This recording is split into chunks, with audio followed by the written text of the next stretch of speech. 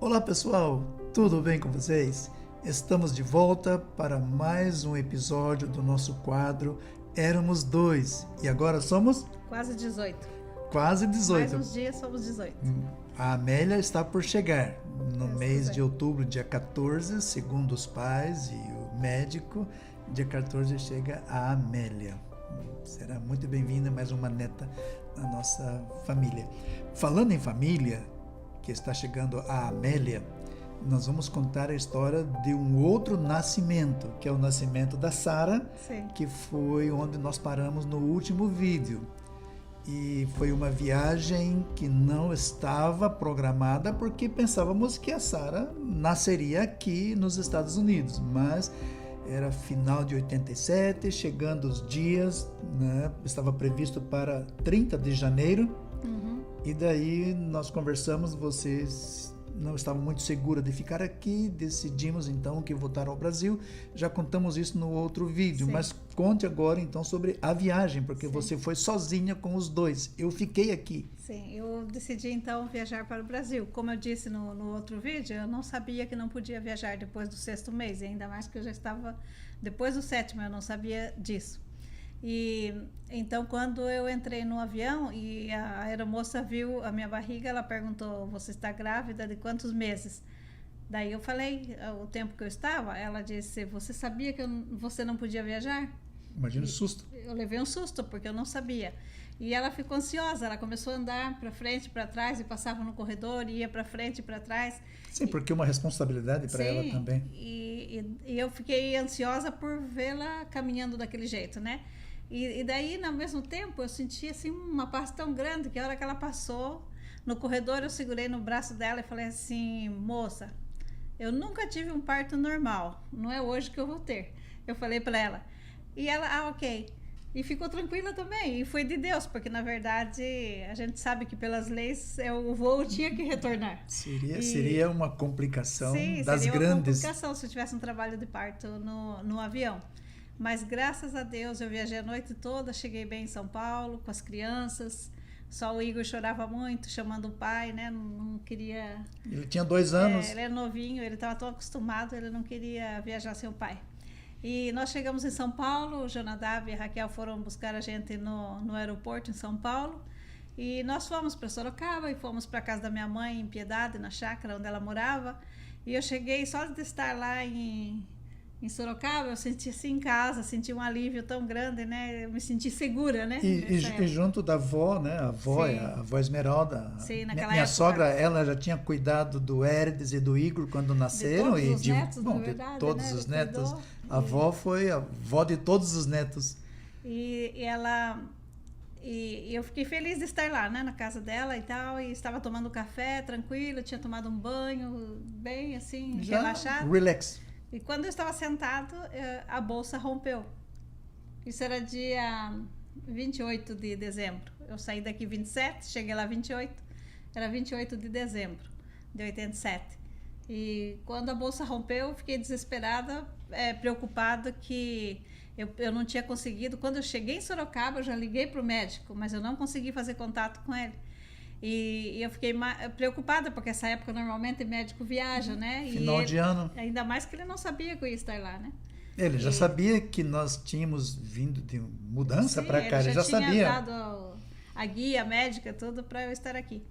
E quando eu fui, o Jonadab e a Raquel me levaram de volta rapidinho, as crianças ficaram lá com a minha mãe.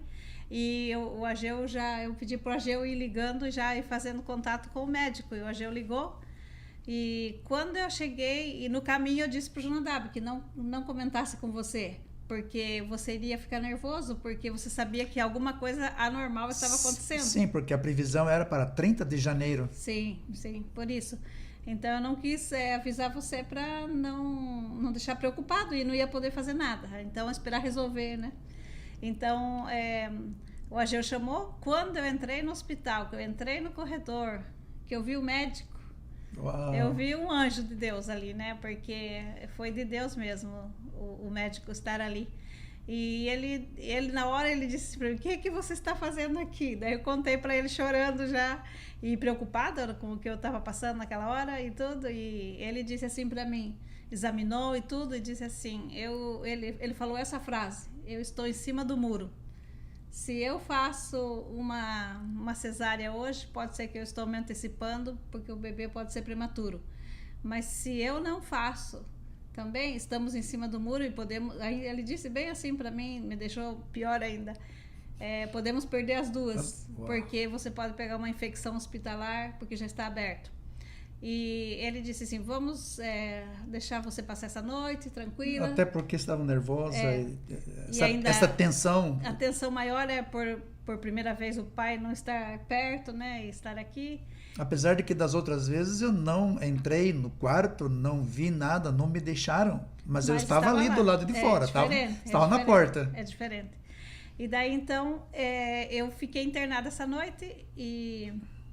Naquela época, até algumas amigas me ajudaram. A Maria Batista ficou comigo no hospital, a Naná, o Davi foi lá, e a Maria Batista. Várias pessoas me ajudaram no hospital, a Carmen. Pessoas que ficaram comigo no hospital, a Raquel, várias pessoas, né? Porque como você não estava lá, e minha mãe cuidando das crianças. E, bom, aquela noite eu fiquei no hospital e na manhã ele fez um ultrassom novamente. E mediu a cabeça dela e tudo, e eu não sabia até então que era menina, né? E ele mediu a cabeça e disse que o tamanho da cabeça dava para arriscar fazer uma cesárea adiantada. E assim foi, ele fez a cesárea, o centro cirúrgico estava preparado com obstetra e tudo. Sim, porque nessas alturas, então, era uma cesárea de emergência, porque sim, era fora de tempo, prematuro. Sim, e prematuro de 8 meses segundo dizem, a medicina é pior do que de 7 meses, mais complicado.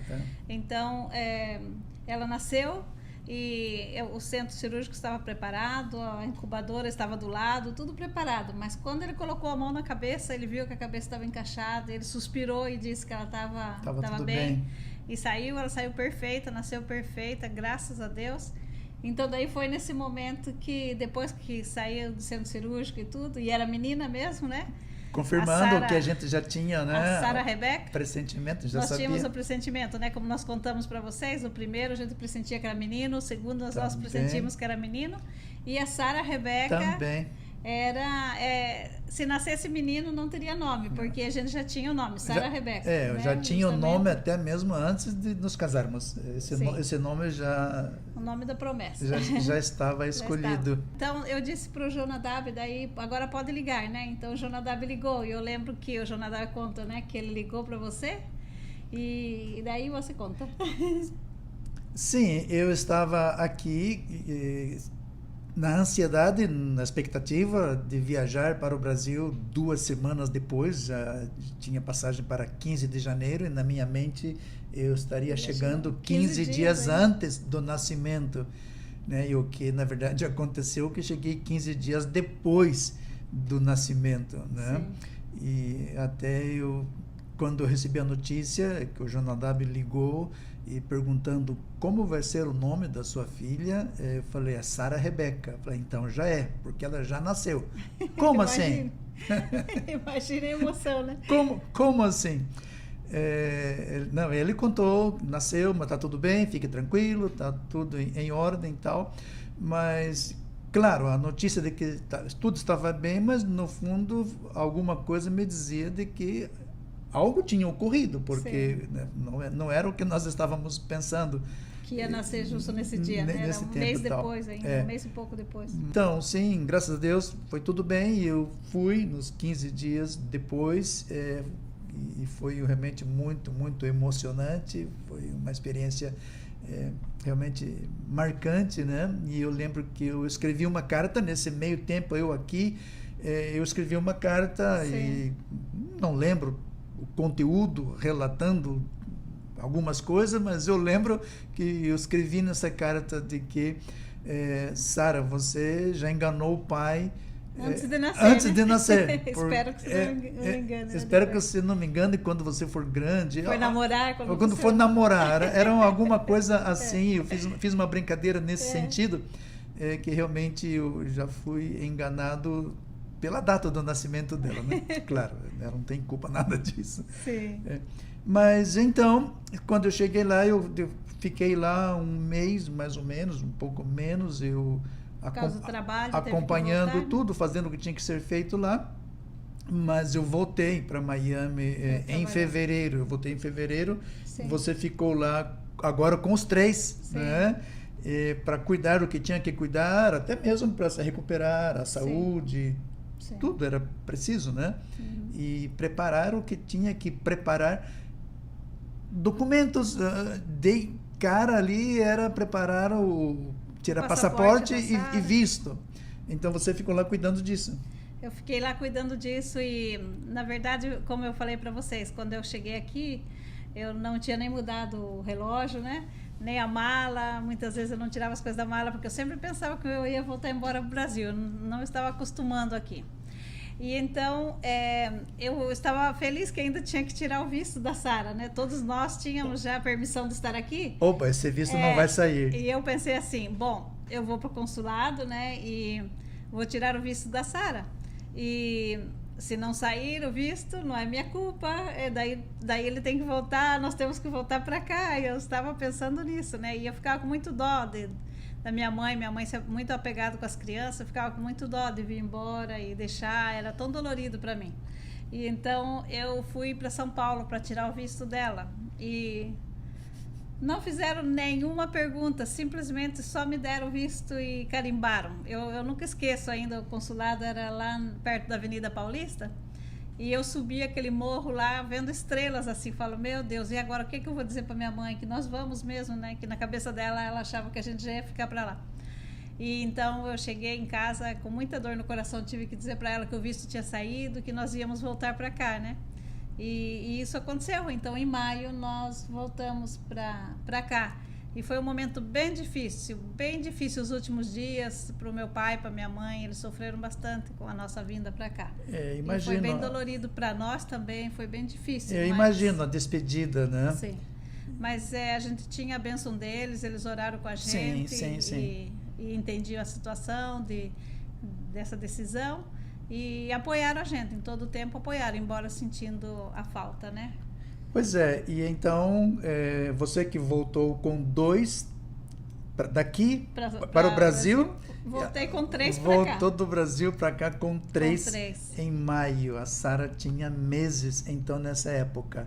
E aí foi realmente o nosso começo aqui, né? Nessa época nós já estávamos com um apartamento alugado, já tinha alguma coisa direcionada enquanto ao trabalho. Temos algumas coisas para compartilhar sobre isso futuramente. O início da escola das crianças, igreja, uma série de coisas. A vida começou a se encaixar, começou a tomar um rumo diferente do que nós tínhamos imaginado quando realmente chegamos aqui a primeira vez, né? Mas sempre em paz e com Deus no controle, realmente. Sempre. E aí, o que eu quero comentar é exatamente o cuidado de Deus. Nesse tempo que eu fiquei sozinho aqui, enquanto você estava lá preparando para vir para cá, já com documentação da Sara, passaporte, visto e tudo mais, a igreja que nós tínhamos encontrado, que já estávamos participando, né? Aquilo que nós comentamos, que encontramos uma igrejinha, ali uma verdadeira família. Sim. E esse pessoal, esses irmãos, essa igreja foi realmente o nosso porto seguro. Foi o apoio que nós precisávamos e tivemos nesse começo. Quando eu fiquei sozinho, eles cuidaram de mim e prepararam a recepção. Prepararam a recepção, né, para você, para a Sara, para o Eres, para o Igor. Com móveis, eu lembro até que um berço, roupas tudo. Quando eu cheguei aqui, estava tudo montado. O apartamento estava mobiliado, o quarto realmente da Sara completo. Essa igreja é a Igreja Bíblica Batista, a primeira igreja onde nós fomos membros aqui em Miami. O pastor daquele tempo é o pastor dessa igreja ainda hoje, meu querido pastor Norberto Varon, aqui uma homenagem, uma honra, meu querido amigo. Toda a família dele. E toda né? a família, realmente, Sim. uma igreja que foi a mão de Deus na nossa chegada aqui. E ali foi o seu chamado para o ministério. Isso que vai ficar para o próximo vídeo. Não percam o próximo vídeo. Nos próximos, porque temos ainda muitos assuntos a serem compartilhados. Sim. Se você ainda não é inscrito no nosso canal, inscreva-se. Eu quero pedir um favor, compartilhe esse vídeo, deixe o seu like, ajude de maneira com que outras pessoas possam acompanhar a nossa história e a receber outros vídeos, porque além da nossa história, nós compartilhamos vídeos de mensagens, estudos bíblicos e queremos aproveitar as redes sociais para levar a palavra de Deus. Amém. Então, peça para alguém da sua família, peça para algum amigo que se inscreva também no canal. Tem muitos outros vídeos lá. Tem muitos outros vídeos. E assim você vai estar ajudando também no engajamento, no crescimento do nosso canal. Até a próxima semana, então. Um grande abraço. Um abraço para todos vocês.